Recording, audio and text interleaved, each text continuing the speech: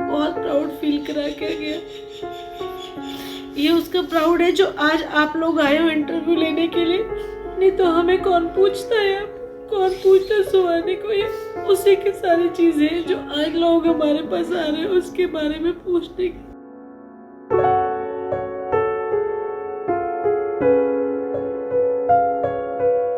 दंगल दंगल में ही दंगल बस ऐसा हो गया कि दंगल गर्ल के नाम से ही फेमस हो।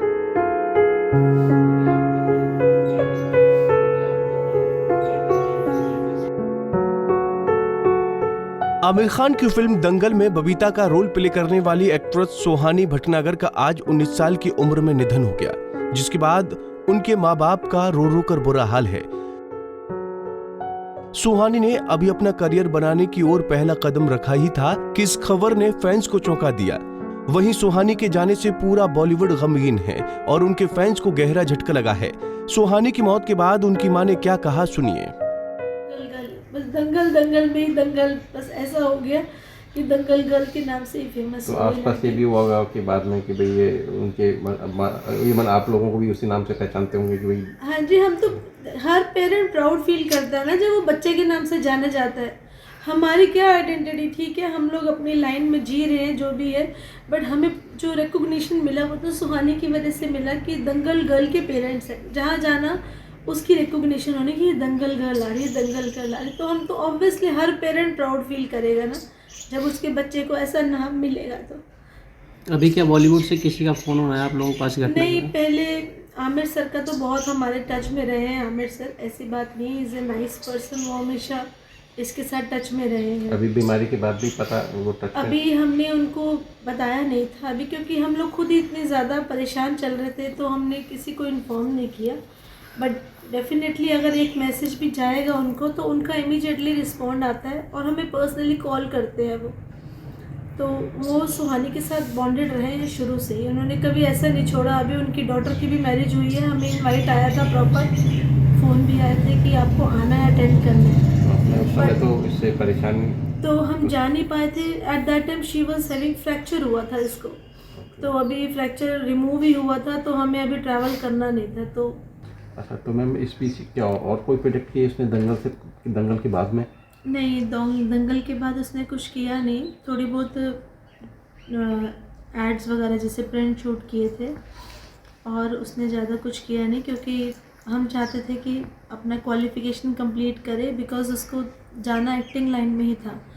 तो उसने बोला कि मम्मा मैं भी यही चाहती हूँ कि मैं अपनी ग्रेजुएशन कंप्लीट करके अपना फिर जाऊँगी उस लाइन में, ताकि थोड़ा सा और मेरा अच्छा हो जाएगा।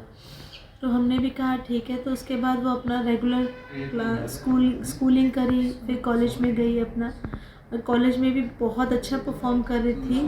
अभी उसने लास्ट सेमेस्टर में टॉप ही किया था।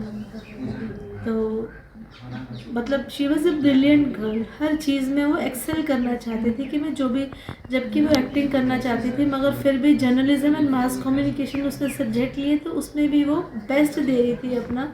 प्रोजेक्ट्स हों, कुछ डेमोन्स्ट्रेशन हो, कुछ भी हो कॉलेज में, तो सुहानी भटनागर का नाम आता था। She was that much creative and intelligent girl. अच्छा मैम, दंगल की बात करें तो दंगल कैसा मिला प्रोजेक्ट, मतलब जो उसको रोल मिला वो कैसे मिला? दंगल का तो जैसे मैंने आपको बताया कि लास्ट दंगल करने से 5-6 साल पहले से ही, मतलब बचपन से ही मॉडलिंग कर रही थी। तो मॉडलिंग वगैरह करते करते ऐसे ऑडिशंस के लिए हमें आते रहते थे व्हाट्सएप, तो हमें दिल्ली में बुला लिया था कि आप एक बार ऑडिशन देने आ जाओ, कि दिल्ली बॉम्बे से आ रहे हैं। तो इतने सिंपल कैजुअली दे दिया था ऑडिशन।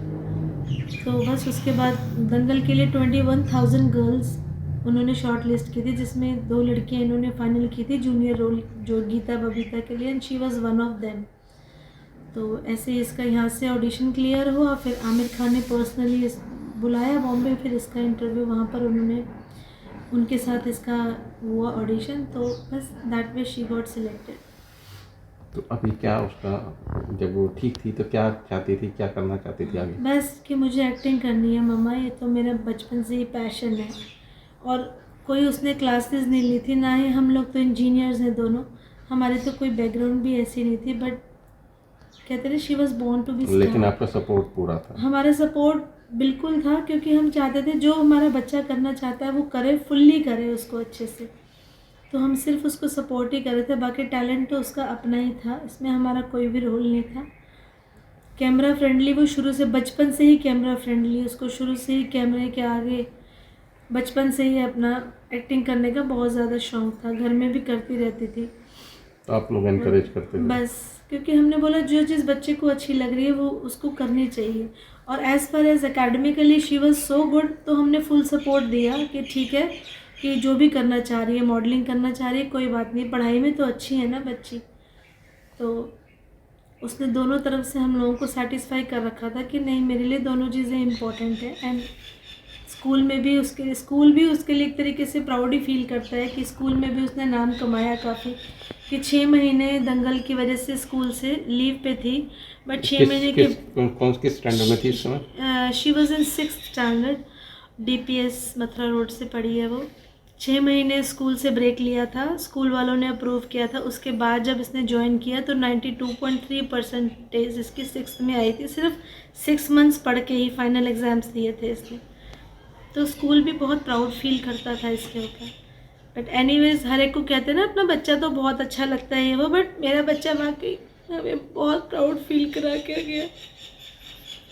ये उसका प्राउड है जो आज आप लोग आए हो इंटरव्यू लेने के लिए, नहीं तो हमें कौन पूछता है, कौन पूछता है सुहानी को। ये उसी की सारी चीज़ें जो आज लोग हमारे पास आ रहे हैं उसके बारे में पूछने की।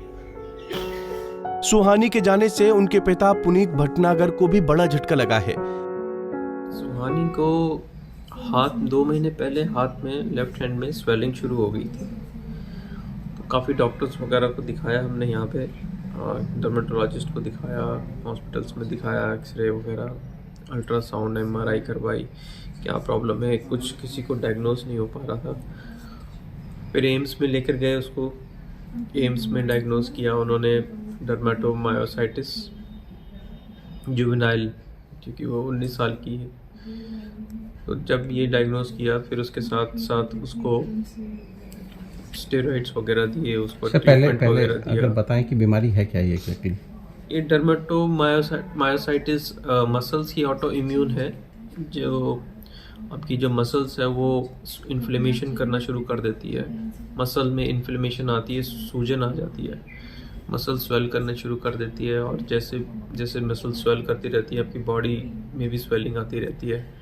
जैसे उसके हाथ से स्वेलिंग स्टार्ट हुई, एक हाथ में, फिर दूसरे हाथ में स्वेलिंग स्टार्ट हुई, ऐसे करके बॉडी में इन्फ्लेमेशन आ गया पूरी बॉडी में। फिर उसमें धीरे धीरे उसके अंदर स्टेमिना ख़त्म हो जाता है, उसके अंदर स्ट्रेंथ ख़त्म हो जाती है, उसके अंदर बॉडी एक शुरू हो जाता है, धीरे धीरे करके ये सारे सिम्टम्स आते हैं। तो ये डर्मेटोमायोसाइटिस डायग्नोज करने के बाद उसका जो ट्रीटमेंट है, स्टेरॉइड्स वगैरह, एम्स में जब उसको एडमिट कराया तो उन्होंने ये ट्रीटमेंट शुरू किया। ट्रीटमेंट के बाद फिर बहुत ज़्यादा धीरे धीरे इसकी रिकवरी होती है, स्टेरॉइड्स की इमीडिएटली नहीं होती, इसको महीने लग जाते हैं ठीक होने में। लेकिन उसको थोड़ा सा उसको जो स्टेरॉइड्स दिए वो इम्यूनिटी सप्रेंट्स होते हैं, जिससे इम्यूनिटी बहुत कम हो जाती है और उससे इन्फेक्शन होने के चांसेस ज़्यादा बढ़ जाते हैं।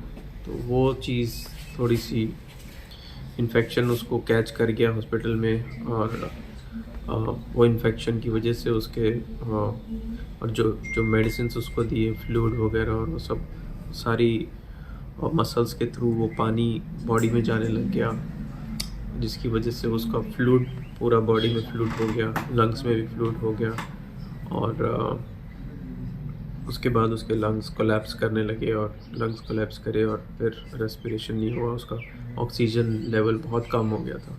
वेंटिलेटर पे डाल रखा था, मगर वेंटिलेटर पे डालने के बाद भी उसका ऑक्सीजन बहुत कम था।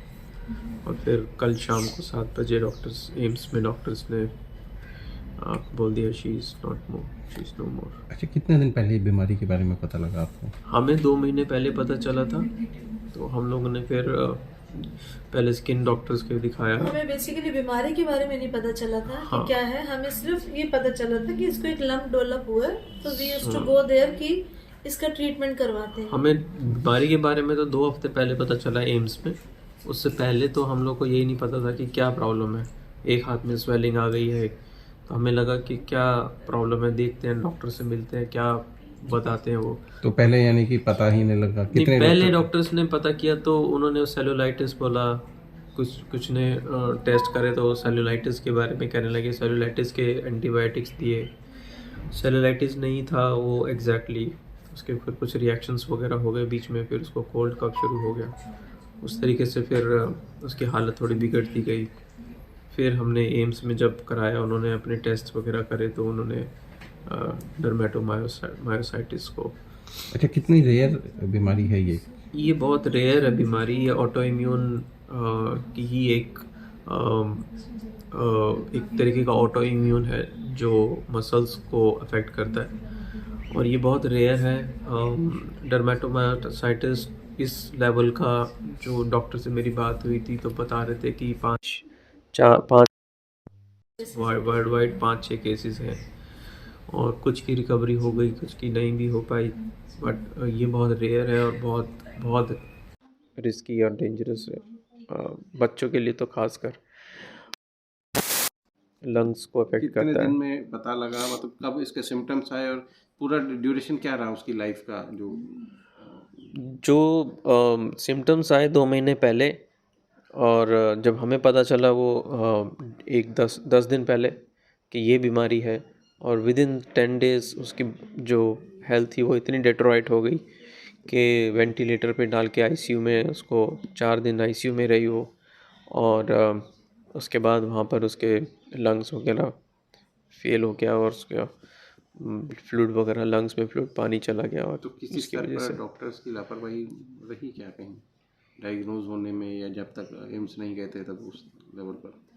नहीं, डॉक्टर्स की लापरवाही, एम्स से जाने से पहले तो किसी को कुछ पता नहीं चल रहा था। जो उन्होंने टेस्ट किए उसके हिसाब से, जो उन्होंने सोचा उसके हिसाब से मेडिसिन्स दिए, हम लोग ने वो ट्रीटमेंट किया, बट वो एक्चुअल में बीमारी थी नहीं। एम्स में जाने के बाद ही बीमारी मिली।